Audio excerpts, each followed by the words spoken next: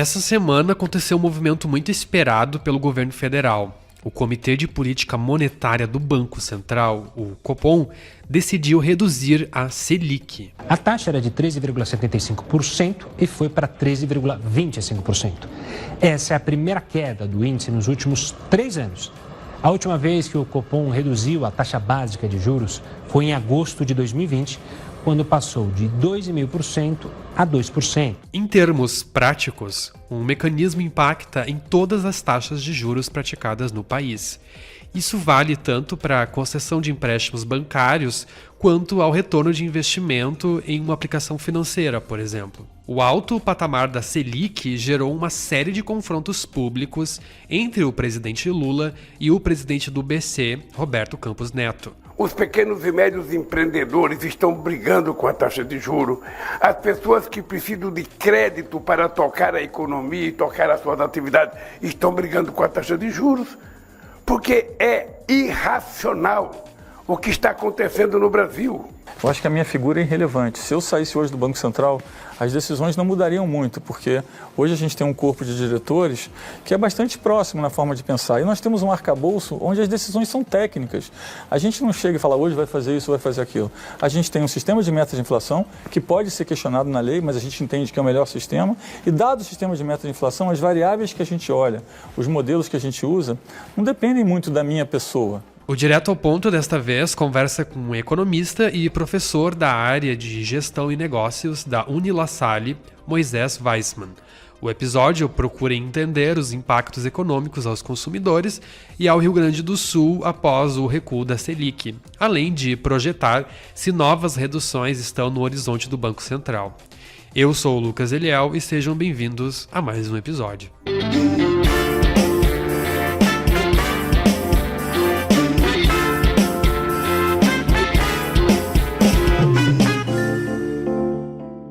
Moisés, obrigado por aceitar participar do episódio e eu vou pedir para você nos explicar qual a importância da Selic e como se dá o processo dela ser uma forte referência para empréstimos no Brasil. Bom, a Selic, ela é o referencial para a taxa de juros, né?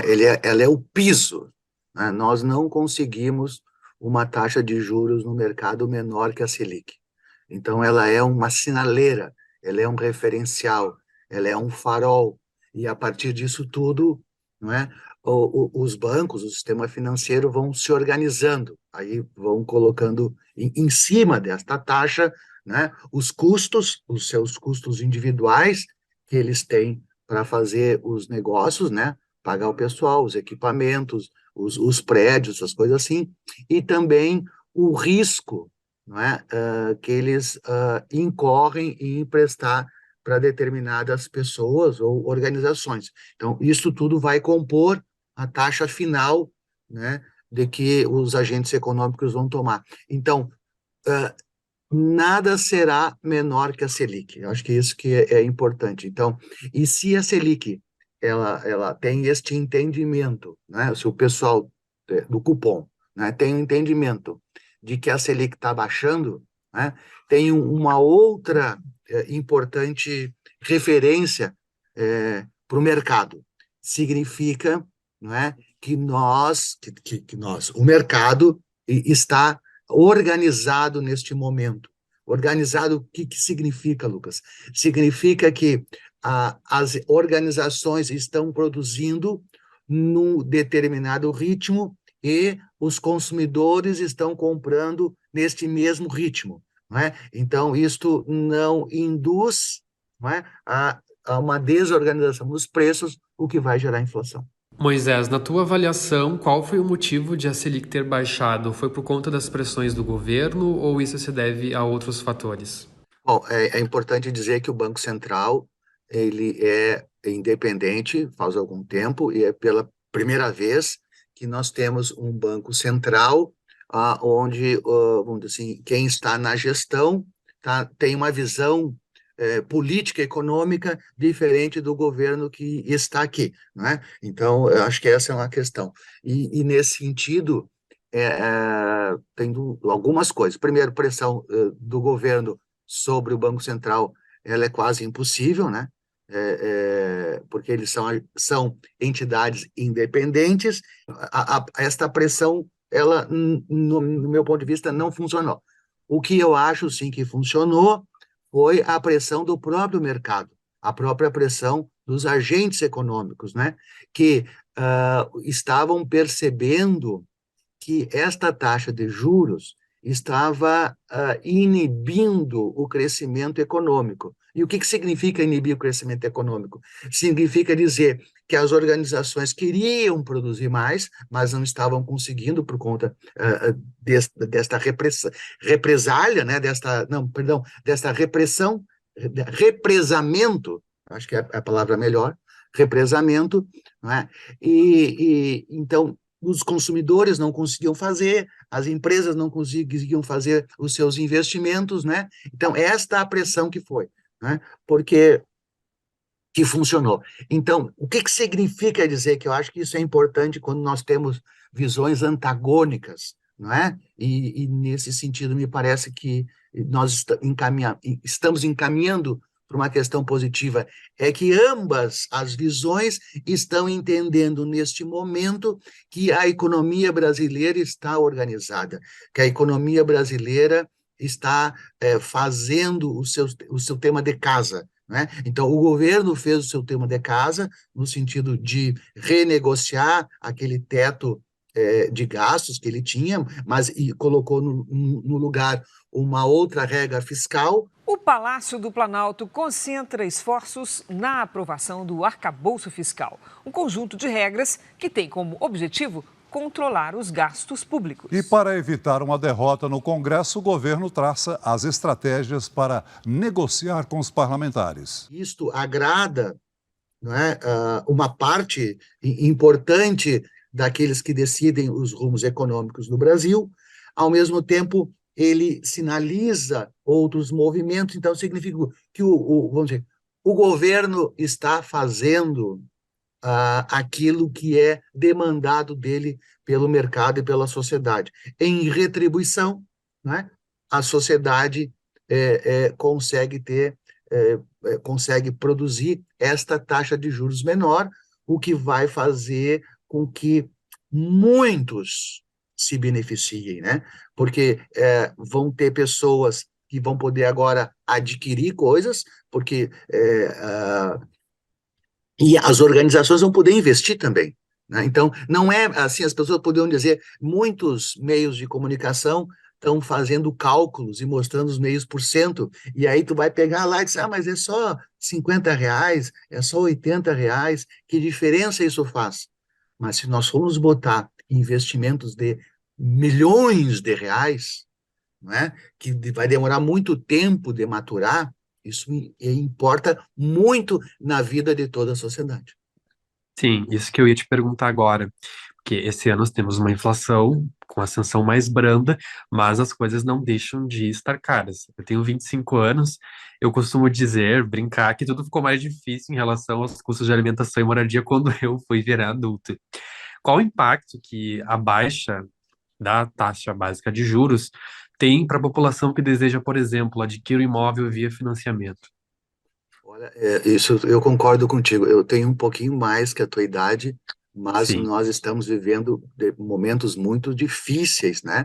Não é um bom momento para se virar adulto. Se eu pudesse, eu voltava a ser um jovem adolescente. Mas tu tem razão. Para quem quer adquirir uma casa, adquirir automóvel, adquirir bens duráveis, não é? E que precisa de financiamento, nós estamos num bom momento, não é?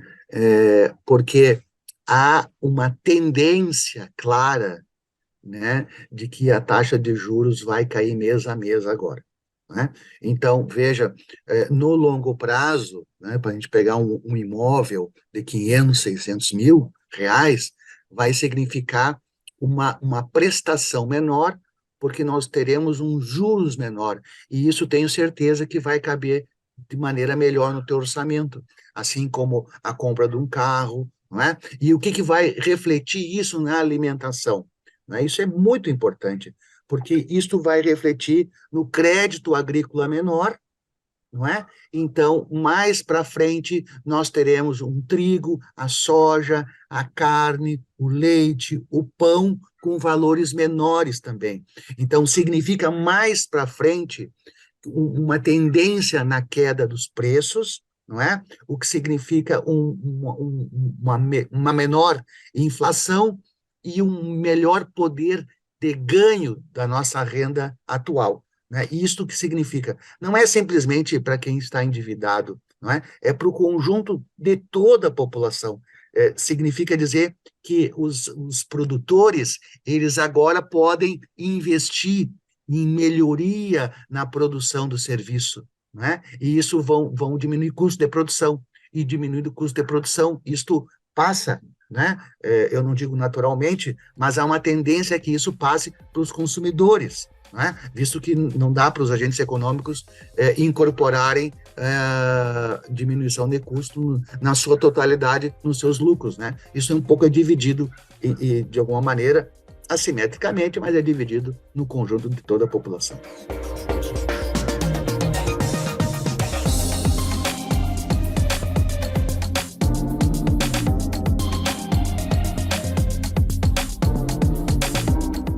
Moisés, agora falando de forma mais abrangente, quais os efeitos que a baixa da Selic podem ter na economia do Rio Grande do Sul, levando em consideração que o Estado tem dívidas? Isso é uma excelente pergunta que tu fazes, porque as pessoas não conseguem compreender qual é a dimensão. As prefeituras, o Estado e a nação, eles devem dinheiro. Já esperado há bastante tempo pelo governo do Estado, desde a gestão anterior, o Rio Grande do Sul tentava ter essa adesão ao programa de recuperação fiscal do governo federal, que congela o pagamento da dívida do Estado com a União desde 2017. E hoje, então, houve o aval por parte do Ministério da Economia. Se a taxa de juros baixa, os encargos que eles têm que pagar diminui também. Não é? Então, há um orçamento fixo, isso é claro, né? Quase que salta os olhos. Vai sobrar mais recurso para a gente aplicar na assistência social, na saúde, na educação, na segurança, não é? Na infraestrutura. Não é? Então, significa dizer para o Estado que ele terá uma capacidade melhor de, se souber aproveitar, obviamente, de prover serviços para a população, que está sempre necessitada, né? E para o conjunto da população, que vai ter acesso a melhores serviços. Né? Então, enquanto Estado, enquanto ente, é uma boa notícia. Né? Isso é uma boa notícia, é uma questão de aproveitar, porque a juros altos, né, eu tenho que pagar mais encargos, a juros baixos eu pago menos encargos e me sobra mais recurso para poder investir no bem-estar da população. Né? Então, isso é super importante.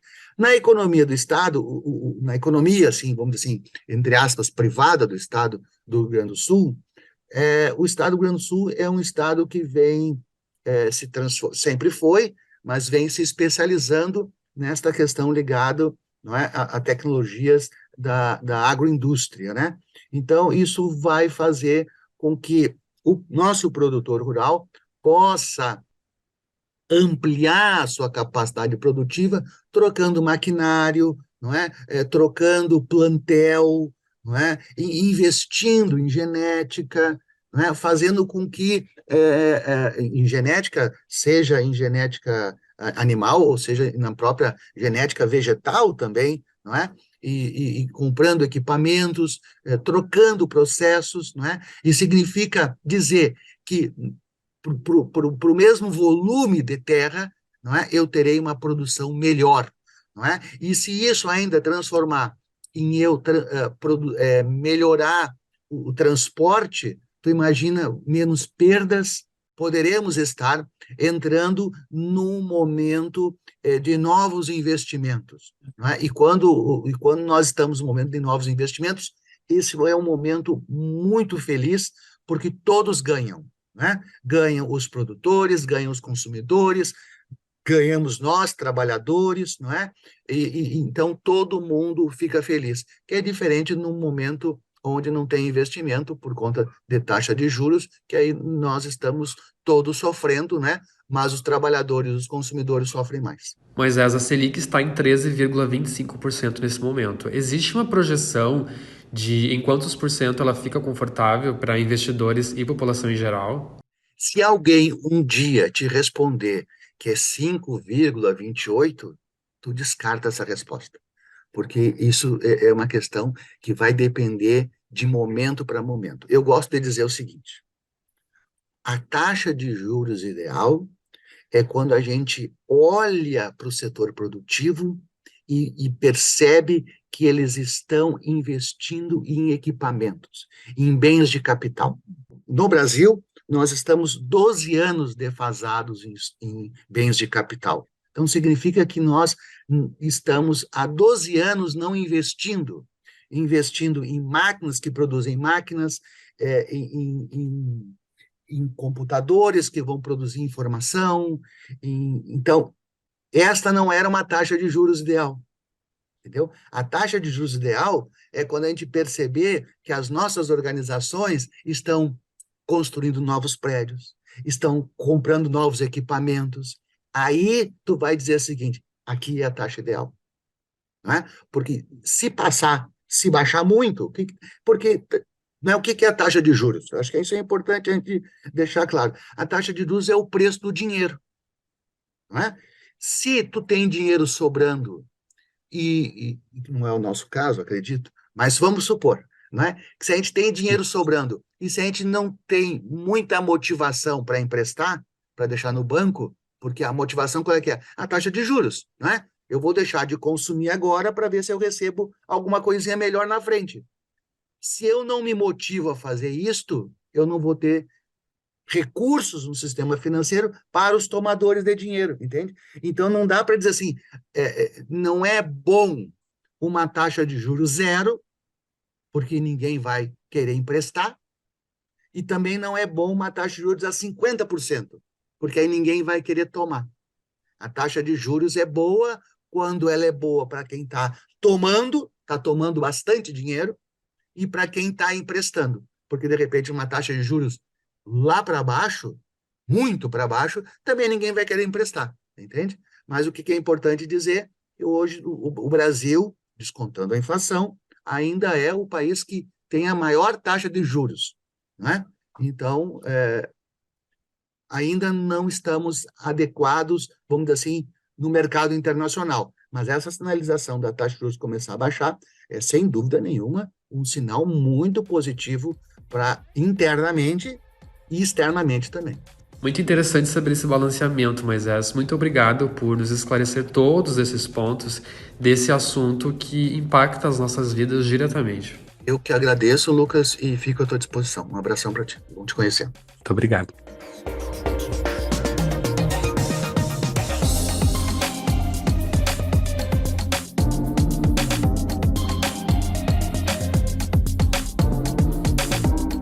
Se gostou do Direto ao Ponto, confira outras edições que estão disponíveis no site do jornal, no YouTube ou aí no seu aplicativo de streaming favorito.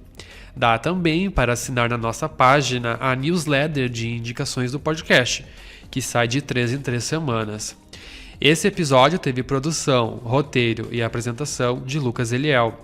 Utilizou áudios de UOL, Roda Viva, Record e Band, tendo edição de Matheus Santos e coordenação de Márcio Gomes. Obrigado por nos acompanhar e até a próxima.